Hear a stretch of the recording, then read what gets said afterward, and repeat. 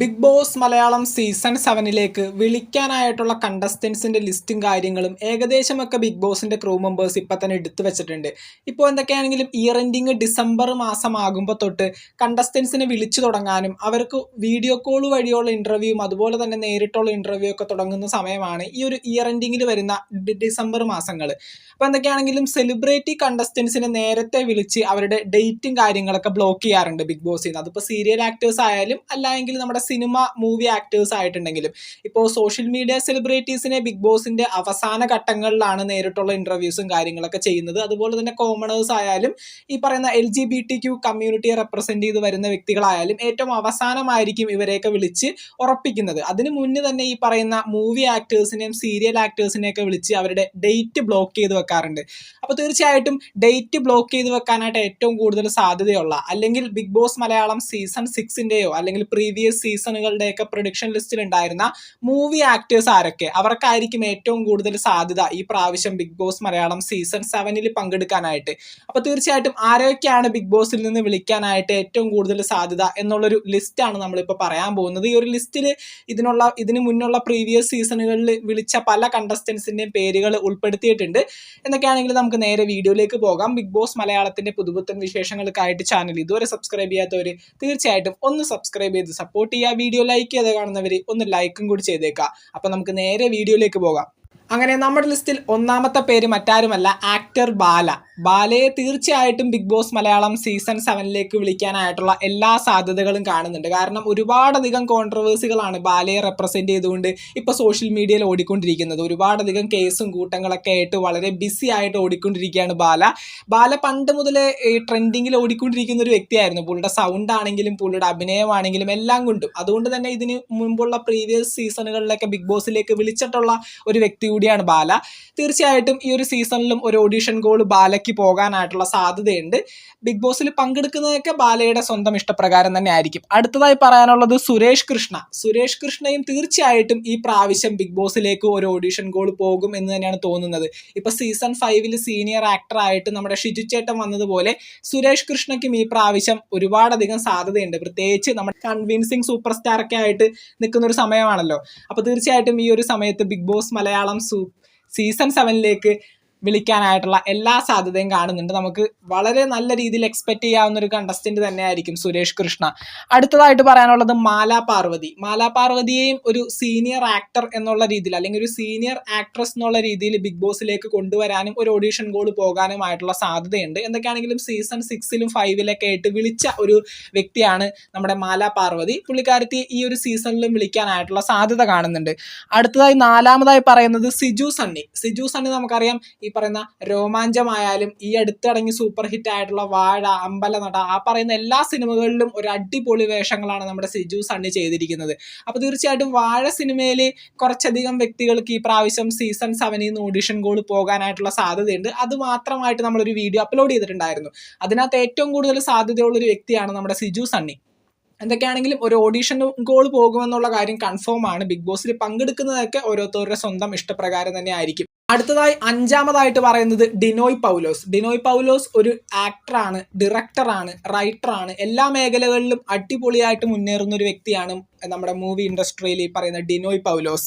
എന്തൊക്കെയാണെങ്കിലും ഒരുപാടധികം സിനിമകൾ അദ്ദേഹം എഴുതിയിട്ടുണ്ട്, അതുപോലെ തന്നെ സംവിധാനം ചെയ്തിട്ടുണ്ട്, അഭിനയിച്ചിട്ടുണ്ട്. അതിനകത്ത് മെയിനായിട്ട് എല്ലാവർക്കും ഒട്ടേറെ ഇഷ്ടപ്പെട്ട ഒരു സിനിമയാണ് നമ്മുടെ പത്രോസിന്റെ പതപ്പുകൾ. അങ്ങനെയുള്ള ചില സിനിമകളൊക്കെ അദ്ദേഹം തന്നെ അഭിനയിക്കുകയും എഴുതുകയും സംവിധാനം ചെയ്യുകയൊക്കെ ചെയ്യുന്നതാണ്. അപ്പോൾ തീർച്ചയായിട്ടും ഡിനോയ് പൗലോസിനെ ബിഗ് ബോസ് മലയാളം സീസൺ 6ൽ വിളിച്ചിട്ടുണ്ടായിരുന്നു. സീസൺ 7ൽ നിന്നും ഒരു ഓഡിഷൻ കോൾ പോകാനായിട്ട് എല്ലാ സാധ്യതയുമുള്ള ഒരു കണ്ടസ്റ്റന്റ് തന്നെയാണ് ഡിനോയ് പൗലോസ്. അടുത്തതായി പറയുന്നത് ഷാലു മേനോൻ നമുക്കറിയാം, ഒരു സീനിയർ ആക്ട്രസ് എന്നുള്ള രീതിയിൽ ഷാലു മേനോനെ സീസൺ 6ൽ വിളിച്ചിട്ടുണ്ടായിരുന്നു. സീസൺ 7ൽ നിന്നും ഒരു ഓഡിഷൻ കോൾ പോകാനായിട്ടുള്ള സാധ്യത കാണുന്നുണ്ട്. പുള്ളിക്കാരത്തി ഒരു ഡാൻസർ കൂടിയാണ്. തീർച്ചയായിട്ടും ഒരു ഓഡിഷൻ കോൾ സീസൺ 7ൽ നിന്ന് ഷാലു മേനോന് പോകുമെന്ന് പ്രതീക്ഷിക്കുന്നു. പണ്ടുള്ള ഒരുപാടധികം സിനിമകളിൽ ഹീറോയിനൊക്കെ ആയിട്ട് അഭിനയിച്ചിരിക്കുന്ന വ്യക്തിയാണ്. ഒരു സീനിയർ ആക്ട്രസ് എന്നുള്ള രീതിയിൽ എന്തൊക്കെയാണെങ്കിലും കുറച്ചധികം പ്രയോറിറ്റി ഉള്ളൊരു വ്യക്തി തന്നെയാണ് ഷാലു മേനോൻ. അടുത്തതായി പറയുന്നത് ക്രിസ്റ്റി സെബാസ്റ്റ്യൻ നമുക്കറിയാം, ഇപ്പം ഇറങ്ങുന്ന ഒരുപാടധികം മൂവീസിൽ പല വേഷങ്ങളായിട്ട് ചെയ്യുന്ന ഒരു വ്യക്തിയാണ്. അതുപോലെ തന്നെ ക്രിസ്റ്റി സെബാസ്റ്റ്യൻ നമ്മുടെ സെലിബ്രിറ്റി ക്രിക്കറ്റ് ടീമിലെ ഒരു അംഗം കൂടിയാണ്. തീർച്ചയായിട്ടും ക്രിസ്റ്റി സെബാസ്റ്റിനെയും വിളിക്കാനായിട്ടുള്ള സാധ്യത കാണുന്നുണ്ട്. തീർച്ചയായിട്ടും സീസൺ 6-ലും 5-ലൊക്കെ ആയിട്ട് വിളിച്ച വ്യക്തിയാണ്. സീസൺ 7-ൽ നിന്നും ഒരു ഓഡീഷൻ കോൾ പോകുന്നതായിരിക്കും. നമ്മുടെ സീസൺ 6-ലൊക്കെ പ്രൊഡിക്ഷൻ ലിസ്റ്റിന്റെ അവസാനം വരെയും എത്തിയ ഒരു വ്യക്തിയാണ് നമ്മുടെ ക്രിസ്റ്റി സെബാസ്റ്റ്യൻ. അടുത്തതായി പറയുന്നത് Bineesh Bastin Bigg boss Malayalam season 1 മുതൽ 6 വരെയും കൺഫേം ആയിട്ടും ബിഗ് ബോസ് വിളിച്ചുകൊണ്ടിരിക്കുന്ന ഒരു കണ്ടസ്റ്റന്റ് ആണ്. ആദ്യമൊക്കെ ബിനീഷ് ബാസ്റ്റിന് താല്പര്യമില്ലായിരുന്നു ബിഗ് ബോസിൽ പങ്കെടുക്കാനായിട്ട്. പിന്നീട് 6ഉം 5ഉം സീസണുകളൊക്കെ ആയിട്ട് സ്വന്തം താല്പര്യം അറിയിച്ചുകൊണ്ട് സോഷ്യൽ മീഡിയ പ്ലാറ്റ്ഫോമുകളിൽ ഒരുപാടധികം വീഡിയോസ് ഒക്കെ ബിനീഷ് ബാസ്റ്റിൻ അപ്ലോഡ് ചെയ്തിട്ടുണ്ടായിരുന്നു. അതുപോലെ തന്നെ സ്റ്റാർ മാജിക് ഫെയിം ആണ് പുള്ളിക്കാരൻ. എല്ലാ സിനിമയിലും ഗുണ്ടയായിട്ട് അഭിനയിക്കുന്ന ഒരു മെയിൻ ഗുണ്ട കൂടിയാണ് പുള്ളിക്കാരൻ. അപ്പോൾ തീർച്ചയായിട്ടും സീസൺ 6-ൽ ഒരു ഓഡിഷൻ കോൾ പോകാനായിട്ടുള്ള സാധ്യതയുണ്ട്. ഒട്ടും തള്ളിക്കളയാൻ പറ്റുന്ന പേരല്ല ബിനീഷ് ബാസ്റ്റിൻ. അടുത്തതായി പറയുന്നത് ആലീസ് ക്രിസ്റ്റിയും ഈ പറയുന്ന പോലെ നമ്മുടെ ഒരുപാടധികം സിനിമകളിൽ പല വേഷങ്ങളും ചെയ്തിട്ടുള്ള ഒരു വ്യക്തിയാണ്. ഒരു ബ്യൂട്ടി വ്ളോഗർ കൂടിയാണ് പുള്ളിക്കാരത്തി. ഒരു ഇൻസ്റ്റഗ്രാം ഇൻഫ്ലുവൻസർ ആണ്, ഡാൻസർ ആണ്. എല്ലാ മേഖലകളിലും അടിപൊളിയായിട്ട് മുന്നേറുന്ന ഒരു വ്യക്തിയാണ് ആലീസ് ക്രിസ്റ്റിയെയും ഈ പ്രാവശ്യം ബിഗ് ബോസ് മലയാളം സീസൺ 7-ൽ നിന്ന് വിളിക്കാനായിട്ടുള്ള സാധ്യതയുണ്ട്. സീസൺ 6-ലൊക്കെ ഓഡിഷൻ കോൾ പോയ ഒരു വ്യക്തിയാണെന്ന് കേൾക്കുന്നു. അടുത്തതായി പറയുന്നത് ജോമോൻ ജ്യോതിറും നിങ്ങൾക്ക് എല്ലാവർക്കും അറിയുന്നത് പോലെ നമ്മുടെ വാഴ സിനിമയിലെ മെയിൻ ആയിട്ടുള്ളൊരു വാഴയായിരുന്നു. അതുപോലെ തന്നെ അമ്പലനടയിലും ഒരു അടിപൊളി വേഷം ചെയ്തിട്ടുണ്ടായിരുന്നു. ഇപ്പോൾ ഈ പറയുന്ന രോമാഞ്ചമാണെങ്കിലും ജോമോൻ ജ്യോതിർ വളരെ അടിപൊളിയായിട്ടുള്ള വേഷങ്ങളൊക്കെ ചെയ്തിട്ടുണ്ടായിരുന്നു. ബിഗ് ബോസ് മലയാളം സീസൺ 7-ൽ നിന്ന് ഒരു ഓഡീഷൻ കോൾ പോകാനായിട്ടുള്ള സാധ്യതയുണ്ട്. ജോമോൻ ജ്യോതിർ നമുക്ക് ഒട്ടും തള്ളിക്കളയാൻ പറ്റുന്ന പേരല്ല. തീർച്ചയായിട്ടും നമുക്ക് പ്രെഡിക്റ്റ് ചെയ്യാവുന്ന ഒരു പേര് തന്നെയാണ്. നമുക്ക് നോക്കാം. അടുത്തതായി നമ്മുടെ ലിസ്റ്റിൽ 11-ാമതായി പറയുന്നത് ജെയ്സി ജോസും ഈ പറയുന്ന പോലെ നമ്മുടെ സിനിമ ഇൻഡസ്ട്രിയിൽ ഒരുപാട് നാളത്തെ പരിചയമുള്ളൊരു വ്യക്തിയാണ്. ഒരുപാടധികം സിനിമകളിൽ പല വേഷങ്ങളായിട്ട് അഭിനയിച്ചിട്ടുള്ള ഒരു ആക്ടറാണ്.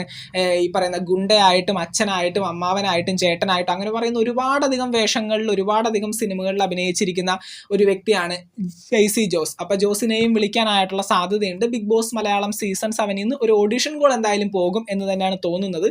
ബിഗ് ബോസിൽ പങ്കെടുക്കുന്നതൊക്കെ ഓരോ ആക്ടറിൻ്റെയും പേഴ്സണലായിട്ടുള്ള താല്പര്യങ്ങൾക്ക് അനുസരിച്ചിരിക്കും.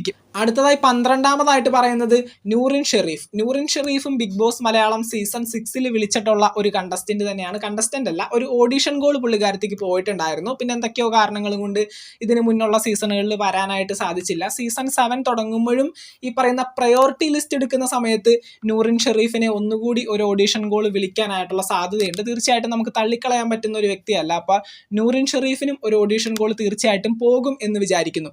അടുത്തതായി പറയുന്നത് ഗായത്രി സുരേഷും ഈ പറയുന്ന പോലെ സീസൺ 6-ലൊക്കെ വിളിച്ചിട്ടുള്ള ഒരു വ്യക്തി തന്നെയാണ്.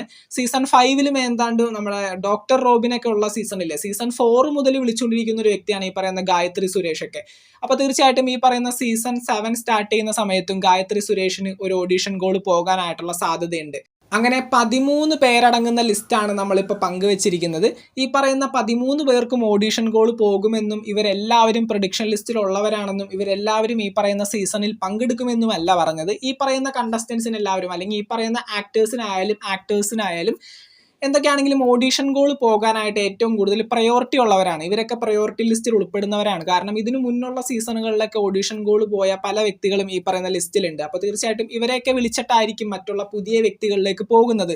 തീർച്ചയായിട്ടും ഈ ഒരു ഇയറിൽ നല്ല രീതിയിൽ ട്രെൻഡിങ്ങിൽ നിൽക്കുന്ന എല്ലാവരെയും വിളിക്കാനായിട്ടുള്ള സാധ്യതയുണ്ട്. ആ കൂട്ടത്തിലാണ് ഞാൻ ബാലയെയും ഈ പറയുന്ന സുരേഷ് കൃഷ്ണയെയും സിജു സണ്ണിയെയൊക്കെ ഉൾപ്പെടുത്തിയത്. അപ്പോൾ തീർച്ചയായിട്ടും ഇവർക്കൊക്കെ ഓഡിഷൻ കോൾ പോകാനായിട്ടുള്ള സാധ്യത കാണുന്നുണ്ട്. പക്ഷേ ബിഗ് ബോസിൽ പങ്കെടുക്കുന്നതൊക്കെ ഇവരുടെ സ്വന്തം താല്പര്യത്തിനനുസരിച്ചിരിക്കും.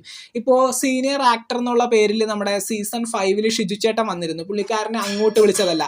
പുള്ളിക്കാരൻ ഒരു ഫെയിമിന് വേണ്ടിക്കൊണ്ട് ഈ പറയുന്ന ബിഗ് ബോസിനെ അപ്രോച്ച് ചെയ്തതാണ്. അപ്പോൾ അങ്ങനെ ബിഗ് ബോസിനെ അപ്രോച്ച് ചെയ്ത് പോകുന്ന വ്യക്തികളുമുണ്ട്. അപ്പോൾ അത്യാവശ്യം പേരൊക്കെ ഉള്ള ആൾക്കാരാണെങ്കിൽ ബിഗ് ബോസിനെ അപ്രോച്ച് ചെയ്തും ഈ ഒരു സീസണിൽ പങ്കെടുക്കാൻ പറ്റും. ഇങ്ങോട്ട് ഓഡിഷൻ കോൾ വിളിക്കണമെന്നില്ല.